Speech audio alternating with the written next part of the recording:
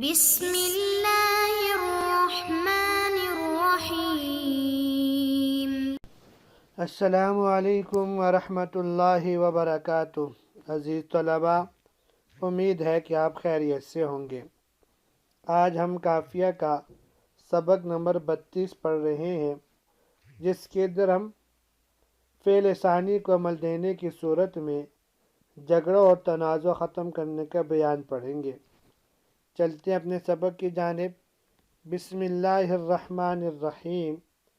فَإِنْ أَعْمَلْتَ الثَّانِي أَضْمَرْتَ الْفَاعِلَ فِي الْأَوَّلِ عَلَى وَفْقِ الظَّاهِرِ دُونَ الْحَذْفِ خِلَافًا لِلْكِسَائِ وَجَازَ خِلَافًا لِلْفَرَّاءِ وَحَذَفْتَ الْمَفْعُولَ إِنِ اسْتُغْنِيَ عَنْهُ وَإِلَّا أَظْهَرْتَ۔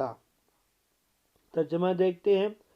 پس اگر آپ نے دوسرے فعل کو یعنی اس میں ظاہر میں عمل کا موقع دے دیا تو پہلے فعل میں اس میں ظاہر کے موافق فاعل کی ضمیر مانو گے، نہ یہ کہ آپ اسے حذف کر دیں، برخلاف امام کسائی رحمہ اللہ کے، اور جائز ہے فعل ثانی کو عمل دینا برخلاف امام فرا رحمہ اللہ کے۔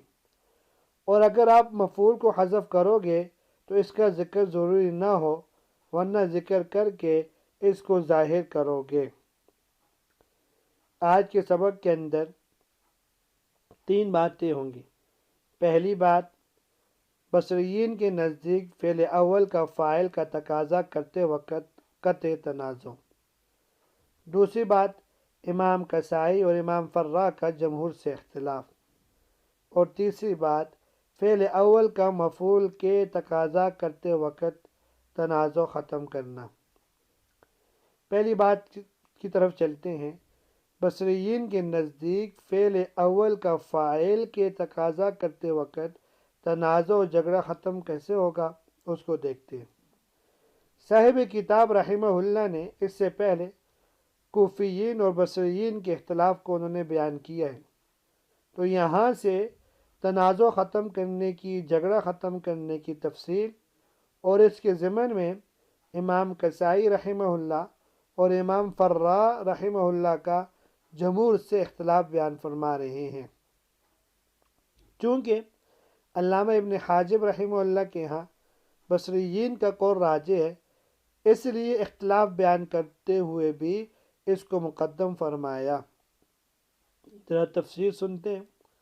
فَإِنْ أَعْمَلْتَ الثَّانِي، صاحب کتاب فرماتے ہیں کہ اگر آپ بصریین کے مذہب کے مطابق فعل ثانی کو عمل دیتے ہیں تو وہ اس میں ظاہر اس کا معمول بن گیا، لیکن جو پہلا فعل ہے اس کا مسئلہ ہے، اس کے مسئلے کو کیسے حل کریں گے؟ تو کہتے ہیں پھر دیکھیں گے ہم پہلے فعل کو، وہ فعل کیا چاہتا ہے۔ اگر وہ فعل فاعل کا تقاضا کر رہا ہے تو ہمارے پاس مسئلے کے حل کے 3 طریقے ہیں۔ پہلا طریقہ تو یہ ہے فاعل کو سرے سے حذف کر دے۔ دوسرا طریقہ یہ ہے اس فاعل کو ذکر کر دے۔ اور تیسرا طریقہ یہ ہے اس فاعل کی جگہ اس کی ضمیر لے آئیں۔ حذف تو نہیں کر سکتے، اس لیے کہ فاعل عمدہ ہوتا ہے اور عمدہ کا حذف کرنا بغیر اس کے قائم مقام کے ناجائز ہے۔ اسی کو صاحب کتاب رحمہ اللہ نے دون الحذف کہہ کر بیان فرمایا، یعنی حذف تو نہیں کر سکتے اور اس کو ذکر بھی نہیں کر سکتے۔ ذکر کرنے سے تکرار لازم آئے گا، جیسے ضربنی زید و اکرمنی زید، تو فصحاء کی ہاں یہ بھی ایک برا عمل ہے، اس لیے کہ اس میں سامع کو شبہ ہوگا کہ ضربنی کا فاعل کوئی اور زید ہے، اکرمنی کا کوئی اور واقع کے خلاف ہے، اس لیے اس میں ظاہر تو ایک ہی تھا، ورنہ تو تنازع ہی نہ ہوتا۔ لہذا جب حذف اور ذکر دونوں نامناسب ہے تو اب تیسری جو چیز تھی یعنی اس میں ضمیر لے آنا، اب وہی متعین ہو گیا۔ اسی کو صاحب کتاب نے یوں فرمایا، اضمرت الفاعل فی الاول، یعنی پہلے فعل میں فاعل کی ضمیر مان لیں گے علی وفق ظاہر، وہ ضمیر اس میں ظاہر کے موافق ہوگی کیونکہ اس کا مرجع وہی اس میں ظاہر ہوگا، اور راجع اور مرجع میں مطابقت ضروری ہے، اس لیے اس کو اس کے مطابق لایا جائے گا۔ جیسے ضربنی و اکرمنی زیدن، اس میں زیدن اکرمنی کا فاعل ہوگا اور ضربنی میں ہوا ضمیر نکال کر فاعل بنائیں گے، جس کی تفسیر زیدن کے ذریعے ہو رہی ہے۔ اب رہا مسئلہ اضمار قبل ذکر کا، تو وہ بے شک ناجائز ہے، لیکن عمدہ میں بشرط تفسیر جائز ہے، جیسا کہ قل هو اللہ احد میں ہے۔ دوسری بات، امام کسائی اور امام فرا رحمہ اللہ کا جمہور سے اختلاف۔ خلافا للکسائی سے صاحب کتاب رحمہ اللہ نے امام کسائی رحمہ اللہ کا مسلک ذکر کیا کہ بصرین حضرات نے بڑی محنت کے ساتھ دونوں فعلوں کے تنازع کو ختم کر کے فعل ثانی کو عمل دیا اور فعل اول کو ضمیر دے کے راضی کر لیا تھا۔ امام کسائی کیا فرماتے ہیں؟ وہ فرماتے ہیں ضمیر دینا باطل ہے۔ کیوں باطل ہے؟ اس لیے کہ اس میں اضمار قبل ذکر لازم آتے ہیں، جو کہ امام کسائی کے ہاں ہر صورت میں ناجائز ہے، اور ذکر سے تکرار لازم آئے گا، لہذا ایک ہی صورت رہے گی، یعنی اس کو حذف کرنا، تو لہذا امام کسائی کہتے ہیں اس کو حذف کر لو۔ تو اب رہا کہ وہ عمدہ ہوتا ہے، تو عمدہ کا محذوف ہونا بھی گویا کہ مذکور اور مرفوظ کے حکم میں ہوتے ہیں۔ تو امام کسائی کیا فرماتے ہیں؟ عمدہ کا اگر وہ محذوف ہے تو محذوف وہ مذکور اور ملفوظ کے حکم میں ہوتا ہے۔ امام کسائی رحمہ اللہ اور بصریین رحمہم اللہ کے ہاں ثمرہ اختلاف اس صورت میں ظاہر ہوگا جب بعد والا اسم ظاہر تثنیہ یا جمع کا صیغہ ہو۔ مثلا تثنیہ کی صورت میں بصریین کہتے ہیں ضربانی و اکرمت الزیدین، امام کسائی کہیں گے ضربنی و اکرمت الزیدین، اور اسی طرح جمع میں بصریین کہتے ہیں ضربونی و اکرمت الزیدین، امام کسائی کہیں گے ضربنی و اکرمت الزیدین، یعنی فعل اول کے فاعل کو حذف کرتے ہیں۔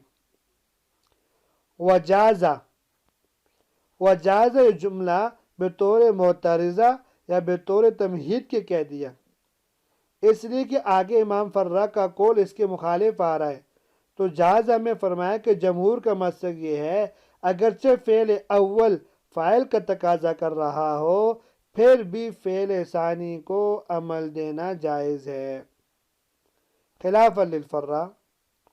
لیکن امام فرا رحمہ اللہ فرماتے ہیں جناب آپ حضرات کا اس صورت میں فعل ثانی کو عمل دینا سرے سے باطل ہے، کیونکہ قاعدہ اور اصول یہ ہے جب فعل اول ایک عمدہ چیز کا تقاضا کر رہا ہو تو ایسی صورت میں فعل ثانی کو عمل نہیں دیا جا سکتا، اس لیے کہ فعل ثانی کو عمل دینے اور فعل اول میں ضمیر ماننے کی صورت میں اضمار قبل ذکر لازم آئے گا، اور حذف کرنے کی صورت میں عمدہ کا حذف کرنا لازم آئے گا، اور اظہار میں تکرار لازم آئے گا۔ جب تینوں ناجائز ہو گئے تو نتیجہ یہ نکل آیا ایسی صورت میں ہر حال میں فعل ثانی کو عمل دینا ہی ناجائز ہے۔ تیسری بات، فعل اول کا مفعول کے تقاضا کرتے وقت تنازع و جھگڑا کیسے ختم ہوگا؟ وَحَذَفْتَ الْمَفْعُولَ إِنِ اسْتُغْنِيَ عَنْهُ، صاحب کتاب رحمہ اللہ یہاں سے فرما رہے ہیں اگر فعل اول اسم ظاہر کو مفعول بنانے کا تقاضا کرے تو دیکھیں گے فعل اول افعال قلوب میں سے ہے یا نہیں، اگر افعال قلوب میں سے نہ ہو تو گویا وہ مفعول سے مستغنی ہوگا، اسی کو صاحب کتاب نے ان استغنی عنہ سے تعبیر فرمایا، لہذا اس کے مفعول کو حذف کر لیں گے، اس لیے کہ ضمیر لانے کی صورت میں اضمار قبل ذکر لازم آئے گا اور اظہار کی صورت میں تکرار کی قباحت لازم آئے گی۔ رہا اس کو حذف کرنا تو وہ جائز ہے، اس لیے کہ یہ زوائد میں سے فضلہ ہے اور اس کو حذف کرنے میں کوئی حرج کی بات نہیں۔ وَإِلَّا أَظْهَرْتَ، یہاں سے بتا رہی ہے اگر فعل اول جو مفعول کا تقاضا کر رہا ہے وہ مفعول سے مستغنی نہ ہو، یعنی افعال قلوب میں سے ہو، جیسے حاسبنی وحاسبت زیدن منطلقا، تو یہاں بھی عقلی طور پر 3 صورتیں بنتی ہیں: ضمیر لانا، اظہار کرنا اور حذف کرنا۔ ضمیر لانے کی صورت میں تو اضمار قبل ذکر لازم آئے گا جو کہ ناجائز ہے، اور حذف بھی صحیح نہیں ہے، اس لیے کہ افعال قلوب کا کوئی مفعول محذوف نہیں ہوتا اور نہ محذوف کرنا جائز ہے، لہذا اس کا ظاہر کرنا ہی متعین ہو گیا۔ اسی کو صاحب کتاب نے یوں فرمایا وَإِلَّا أَظْهَرْتَ، اور مذکورہ مثال کو یوں پڑھیں گے حاسبنی منطلقا وحاسبت زیدا منطلقا۔